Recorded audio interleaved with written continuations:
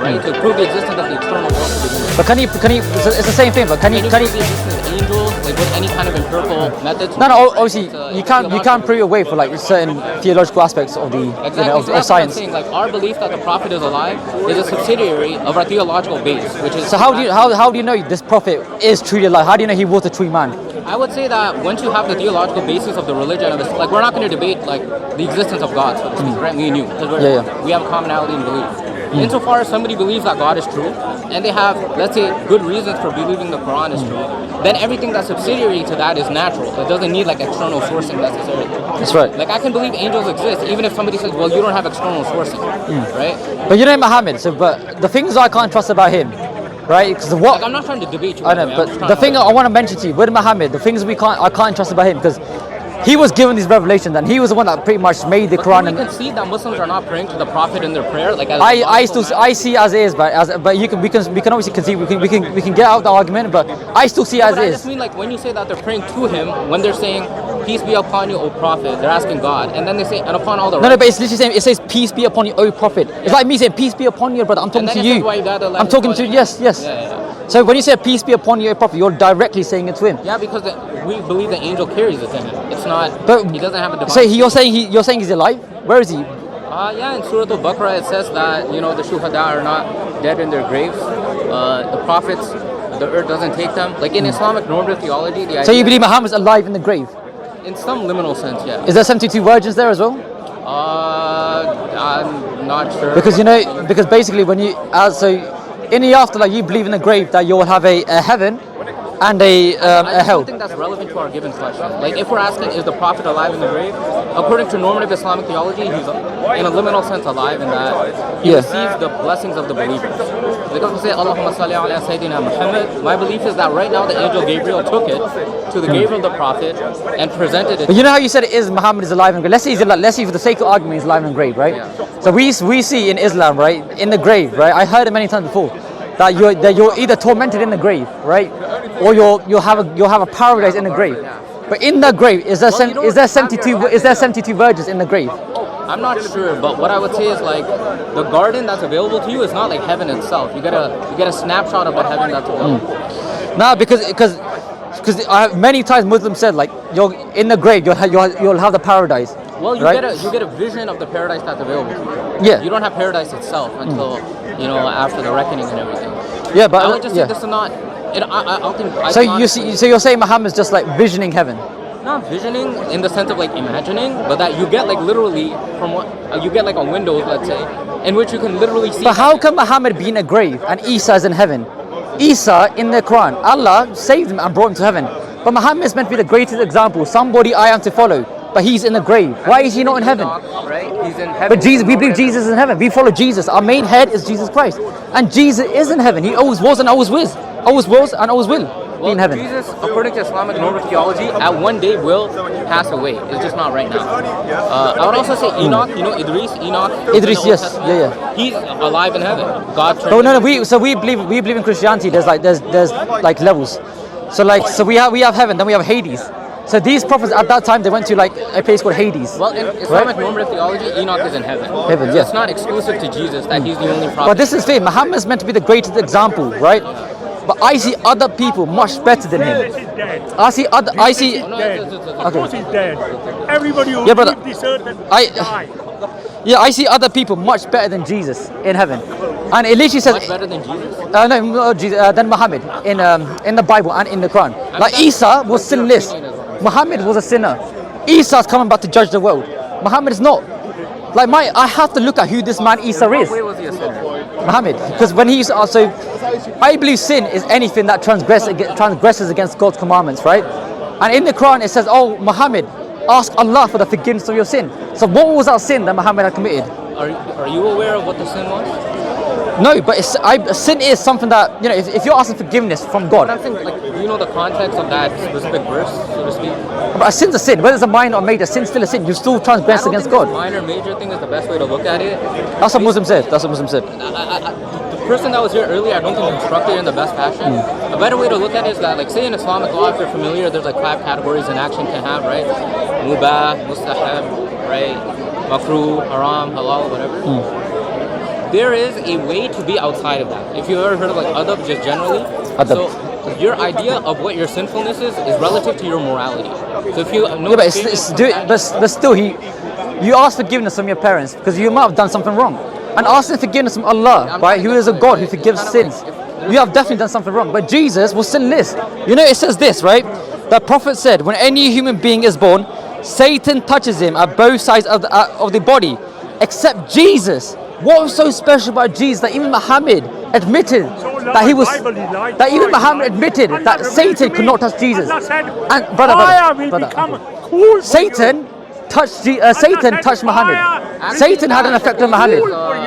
That hadith is Bukhari, Sahih is authentic. I'm saying it's qualified by another hadith where the Prophet says, when I was born, the angels came and took on my heart and washed it before I ever committed any evil. But Satan later on in life did touch Muhammad because we can see him being affected by black magic. But Jesus in the Quran, black magic is not in the Quran, black magic, man, come on. Black magic is not Satan touching. Because it says Muhammad. It said Muhammad was bewitched, so that he began to imagine something he had not yet done. And also says magic was worked on Allah's messenger, so that he began to imagine he had sexual relation with his wife while he had not. So how can I trust this man? How can I trust this man? Can I ask what's the source of this? Okay. It's conceptually But wrong to say black magic is Satan. so what is it? Because like I don't think God is going to give you hallucination of you having sex with 9 wives. I don't think that's from God. There has to be a demonic force. Let's see what the source is for that. Okay. Also, I heard you before saying minor sins and major sins, it's all the same, but... A sin is still a sin though. It's a crime. If I get angry at a situation, I'm just like, You still sinned. that's a minor sin. You still sin though. Say that's equal to a major sin. Okay. Like me punching. But Jesus didn't know minor sins or major sins. He literally was sinless. When Satan came to Jesus in the wilderness, he defeated every single temptation. Opposed to Jesus being sinless. It may have been sinless. But here it says, so Muhammad, he received revelations, right? How do I know these revelations really were hallucinations or not? Right? Because it says here, as I was saying to you, right? Magic was worked on Allah's messenger, so that he used to think he had sexual relations while his wife, while he actually had not done. Yes, I cannot trust Bukhari, and I cannot trust a man who was possessed by magic, and him hallucinating him having sex with 9 wives in one go. I cannot trust a man. Isn't the point of it a consciousness that reflects that they know when he's under, say, black magic and when he's not? As in, to rely on this epistemically, Yes. you have to verify that they had the epistemic certainty to tell when it's in place and when it's not in place. It says Bukhari's authentic hadith. That's not what I'm saying. I'm saying as soon as you rely on this, that says, like, imagine I'm like, yesterday I was not feeling the best. But this is meant to be the greatest example. But Jesus, that's what I'm saying. So Following my argument. Muhammad, Satan had an effect on him, but Jesus, nothing affected him. So how can someone who's unaffected by Satan be an example for human beings if we're affected by Because it shows us how to defeat the temptation of the devil, how to defeat when Satan comes to you. Muhammad couldn't defeat Satan. Shouldn't you be affected by it in order to defeat it? If you're immune to being affected by it, then that's like a perfect thing that we can't help. Okay. So, like, if Jesus, I'll just say this. I think there's a logical problem in the way you're constructing this and that. No, bro, come on, man. The epistemic certainty of saying that, I know when this person was, let's say, under black magic, and I know when he wasn't. It's kind of bizarre to say, well, I can't trust him. Okay, let's say sometimes he was possessed by black magic, and sometimes he wasn't. How do I know the time he wasn't possessed by black? On this to say that. But how do I know the times he wasn't possessed by black magic? But because was he really? The text is consciously aware of it, right? Like it's telling you literally at this time he was affected by black magic. Right? Yeah. So presumably, if the idea was that there's some epistemic uncertainty, it would either not mention this whatsoever, or the main conclusion when it happens and when. But the main conclusion we have here is Muhammad, the black magic still had an effect on him, whether it was sometime later or sometime before, right? And another thing we have, right, when he's receiving these revelations from the angel Gabriel. Will you agree that black magic is not from Satan? That's like I believe from Satan. Okay, but if you believe something, you shouldn't. Like Islam is an inherently conceptually coherent system. You can't be like, from my Christian perspective. So do you believe God is going to give you? Do you think God is going to give you hallucinations of you having sex with 9 wives in one go? Do you believe that in the Old I asked you first. Come on, I asked you first. No, but I'm asking you a question that will help figure out why you think this is wrong. Do you think that in the Old Testament, Lot slept with his 2 daughters? Okay, so as I said, the Old Testament, we don't follow all these other prophets, right? No, but I'm saying, our main head is Jesus. The Old Testament is Our from main head is Jesus, Jesus. Yes. presumably, right? Yes. So Jesus in the Old Testament wrote that Lot had sex with his 2 daughters. Yes. And you believe that to be true? Yes. But we don't believe God commanded Lot. Sure, I'm It not was even saying literally that. Lot's daughter, the lustful intent. They tried to have sex with his I'm not father. even God commanded Muhammad to be affected by. But I'm saying, did Jacob wrestle with the angel Gabriel? We believe Jacob wrestled with God. Okay, wrestled yeah, with God. so, yeah, We believe God. We believe God comes down to His creation and interacts with them. The way how we wrestle with sin, the way how we wrestle with temptation, God wrestled with Jacob. Insofar as you believe all those things, do you think it's really unreasonable to say that the prophet initially was uncomfortable with the revelation, but then later became comforted by it? Like, is that such an unreasonable belief? Okay, Do you okay. think that Jacob wrestled with My God? main point to you was, right. So with the black magic thing, right? So when he was possessed, right, at one time, right, he said he started hallucinating him having sex with 9 wives, right? And these other revelations he said he was receiving from Allah. How do I know whether it was from Allah or whether it was him hallucinating, him having visions from the angel? How do I know? Because you look at the claim. I You would look just at the say, claim, like, you test the claim. it's not even relevant. Like, even if that wasn't in the text, you would still have good reason to believe, like, oh, it could just be a hallucination. Like, it's not a strong argument from the text to say, oh, the text said the prophet was affected by black magic, therefore this text is possibly from black magic. You could say that he's hallucinating, even if it's not in the text. But we can know God is not the type to do this. God is not the type to because give I'm saying the law- somebody hallucinations like, you're constructing your of them whole having sex with argument 9 wives in one go. As soon as you rely on the Quran to say, oh, the Quran said it was black magic, you're taking it as an epistemically certain source is what I'm saying.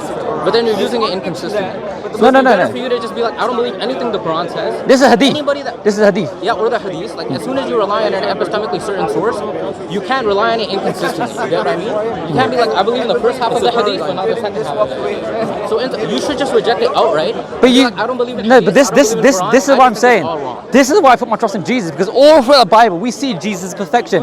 He said, "I am the life, I am the resurrection." He literally proved, his words by resurrection from the dead. I'm just saying, You don't follow the Jesus we follow. You follow Isa as salam. We follow Jesus Christ of the Bible. You just said the same thing in 2 languages. You follow Isa of the Quran. The Isa of the Quran. The Isa of the Quran is different to the Bible. We're having a nice conversation, man. We're having a nice conversation. I hear you, player. This guy, listen, there must be speaking. His agenda's changing. I love you, brother. Brother, I love you. Don't love me.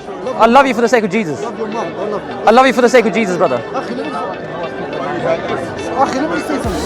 See this guy here? Brother, take it, man. Yeah, piss off. Brother, take it. Brother, take it. Brother, take it, bro. I want to shake your hand. I love you. I love you. I love you as well. I love you. Love you.